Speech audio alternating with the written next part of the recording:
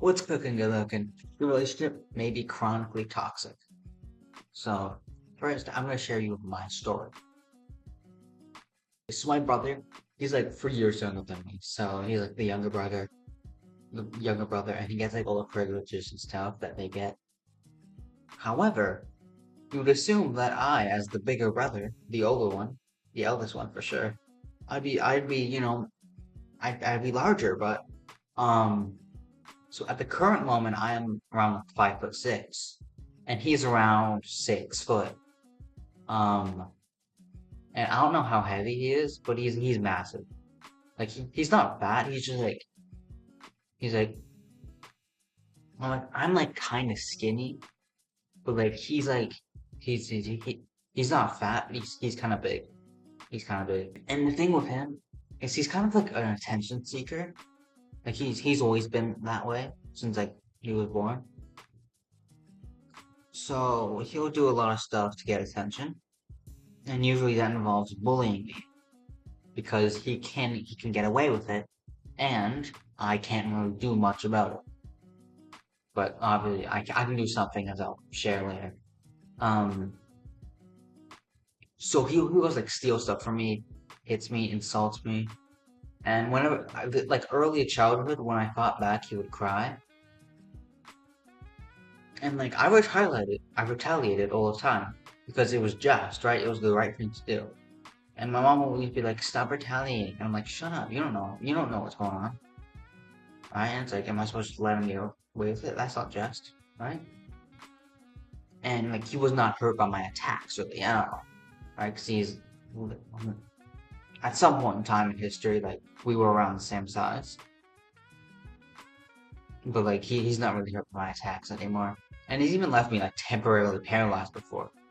Like it actually like my hamstring like tightened up, and like I could not like walk for a while. I was fine after like half an hour, but like it was bad. It hurt. And it all seemed like it was going nowhere. But then he just like kind of started doing it less, and it's like chill now mostly. But it wasn't random. It's because of what I did. Now, what did I do? Things. So one of the things kind of around the same time. Now, I'm gonna need you to hear me out on this one, okay? So like I'm not saying you have to do this one necessarily. You probably, I mean, like it would be kind of cool if you did. You should. You ought to, but like it's like I can't control you. But basically, I'm Christian. And that's kind of like what may have helped it a bit. My personal reasons for it. Like, I'm not saying you need to convert, but there's like evidence for it, in my opinion. My opinion, whatever. Um, but there's other religious philosophies that can solve the problem I have. But really, it's just like the morals that came with it, which are tend to be quite good, the fruits of Christianity.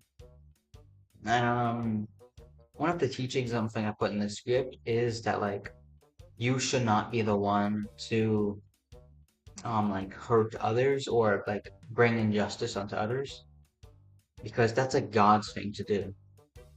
Does it mean like yes, Moses did kill someone, but like most of it, God was like, "Hey, just trust me. I'm gonna punish them for what they did to you for putting your kind into slavery. I'm gonna get you out, and you're gonna be good. And you don't even have to do a thing anymore." And he's like, "You know what? Bet." And then God sent plagues and like part of the season and flooded it on the Egyptians that were following them. And right, that was like God's hand that brought them out of Egypt. It wasn't Moses who led a revolt or whatnot. It was God who did it. So that's like, I mean, that's like one example in the Bible, but I think that's like quite consistent. That it's God that should be the one serving justice, because that's his job to protect his believers. Second thing, kind of that helped me is building up my strength. So I I started working out and I'm bulking, so that's gonna obviously increase my strength so he can like push me around less. So I can also be like more intimidating. And like sports and martial arts could also probably help with like muscle and stuff. Yeah, if you had a relationship like mine where it's like you're getting physically assaulted, which is, by the way, like illegal, like he's a criminal for sure. I mean, I also am, but like, don't worry about it. It's not illegal if you don't get caught. That sounds like you're doing wild things. It's not. Can kids even like be convicted for stuff like that? I think you can. You can go to Julia. Anyways, now the third thing is intolerance. So you need to push back a little. Like you can't be really tolerant because that's not like super loving. Like the things intolerance leads to a lot of like misery and stuff. I mean, like there's stories of like civilizations collapsing because of tolerance. Like straight up, like there are like many good kings. Like they're like described. I don't remember their names. I don't remember exactly. But they, I mean, this is like historical. This is not just like some fairy tale. This is like something that actually happened. So there's like a bunch of kings written, not all at the same time, but like there was like a at least I think they weren't all at the same time. How many there's good kings, right? And they were known for their good works, and they were very good. And the reason for this was because they did good in God's eyes, right? And they were so good, they were good in God's eyes, right? But it says, and like the end, like the last thing used to describe them is except for the high place, or something along the lines of that. Um, I actually have not read that part of the Bible. I just watched a video on it. But basically, what the high place is the basically the kings kind of let like the civilians. There was like these high places, like basically they were like physically like on like mountains or like elevated buildings, where basically they would make like shrines to idols of like gods other than the God of Israel, which was what the kings worshipped, right? And because of them letting this, so basically there's two main ones. There is I don't remember. I think one of the gods. It was the what was her name? It was like Aster, something like that. Basically she's the god of sex, right? Which so what they did, they'd have like a bunch of orgies there, and then what happens with sex is women will get pregnant, and then 9 months later they will go to the other idol, which is I mean they have orgies like all the time. It's like I mean the individual people, it'd be people like the same ones but at the same time, right? There's the like Temple of Baal. I think that's what it's called, yeah. And that's basically like the god of child sacrifice. So they would give birth and like they take the child and then like burn it alive for the god of Baal. Right, so that they could keep having sex without having to live with the repercussions, right? And then when the kings were just like, yeah, I don't care. You do you, right? You go live your best life, sister. Right? I don't know why I said it like that. I mean, it was like, oh yeah, even the kings. No, no, that was another dude. That was Gideon. Anyways, I was gonna say they participated in it, but I don't know. They might have. No, no, because they were good in God's eyes, but they let other things happen that were not good in God's eyes. And because of this, they were remembered as not being the best. And because of this, over time, because they let it happen, the sin slowly corrupted and got more and more prominent until eventually, basically, everyone was doing it. And then they were weak because they were all like giving into sin and just like lust and murdering children, right? And then when an army came in, they just got taken over. Like straight up, they just got taken over by King Nebuchadnezzar. Yeah, that was the name. I'm reading about him in the book of Daniel right now. Anyways, King Nebuchadnezzar, he like came over and he was like, "Yo, this is my land now," and then he took it over, and it was his. And then the Jews were then under the rule of the what are they called? I don't know, whatever. Yeah, the civilization collapsed basically because of the king's inability to be like, "Hey, stop killing children," right? Because if he couldn't do that, civilization collapsed. Now, this that's a very large scale compared to just like letting your brother bully you, but like still, like you should not be letting stuff happen. Slime, you should not be letting slime. You should be pointing out the wrongs and be like, "Hey, don't do that," right? And like snitch on him every single time. Like yell at your parent, yell mom or dad or whatever. whoever's in the house, whenever he does, whenever he like touches you from behind, pause, right, and defend yourself.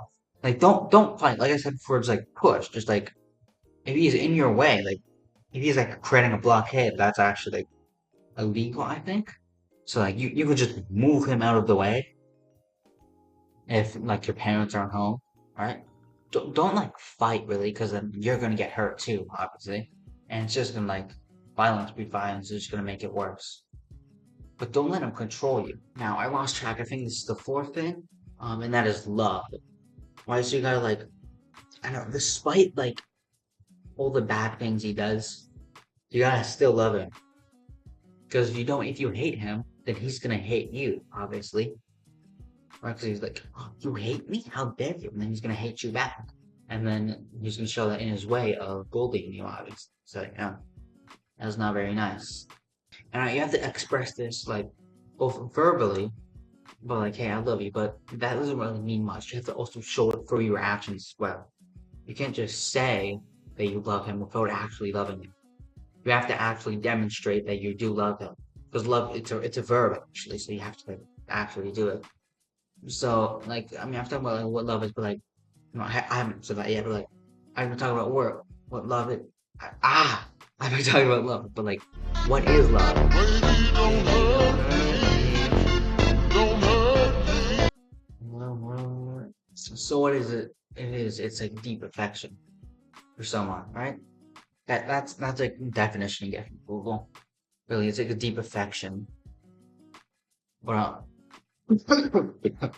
I've got I've got a couple more like definitions from two different sources. Both from some pretty smart people, I guess.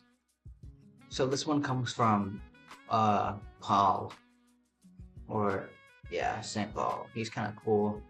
It's from First Corinthians chapter 13, verses 4 through 8. Love is patient and kind. Love does not envy or boast. It is not arrogant or rude. It does not insist on its own way. It is not irritable or resentful. It does not rejoice at wrongdoing, but rejoices with the truth. Love bears all things, believes all things, hopes all things, endures all things. Love never ends. It's a pretty fire verse. Now, I got another vote. Quote, can't speak today. Can I ever speak? I don't know. Love is light that enlightens those who give and receive it. Love is gravity because it makes some people feel attracted to others. Love is power because it multiplies the best we have and allows humanity not to be extinguished in their blind selfishness. Love unfolds and reveals. For love we live and die. Love is God, and God is love. This force explains everything and gives meaning to life. This is the variable that we have ignored for too long. Maybe because we are afraid of love, because it is the only energy in the universe that man has not learned to drive at will. That is a quote from Albert Einstein. Finally, someone was smart enough to figure that out.